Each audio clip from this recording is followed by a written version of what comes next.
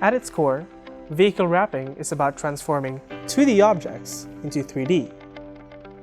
By doing so, distortion is inevitable. The task of the installer is to manage that distortion effectively.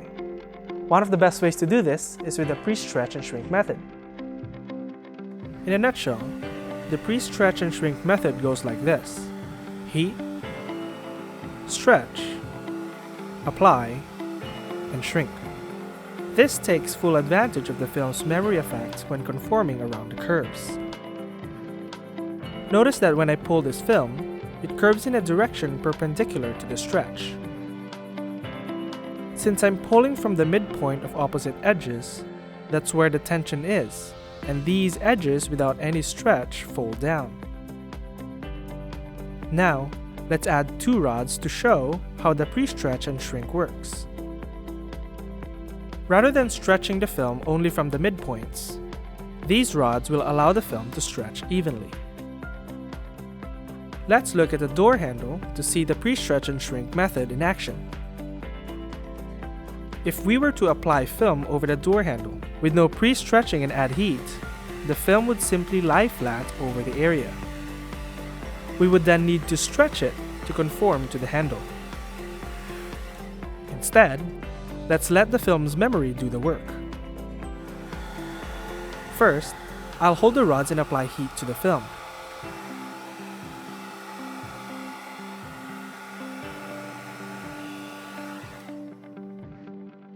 Then, I'll stretch the film by at least 30%.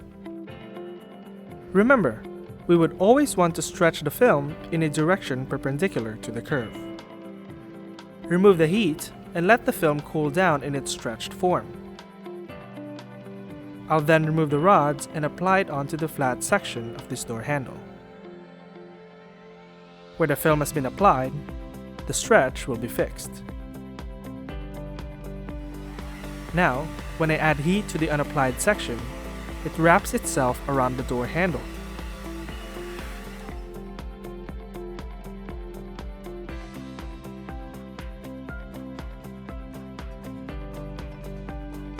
This technique can be used on all compound curves of the vehicle: front and rear bumpers, cant rail, door handles, side view mirrors, small spoilers, and corners.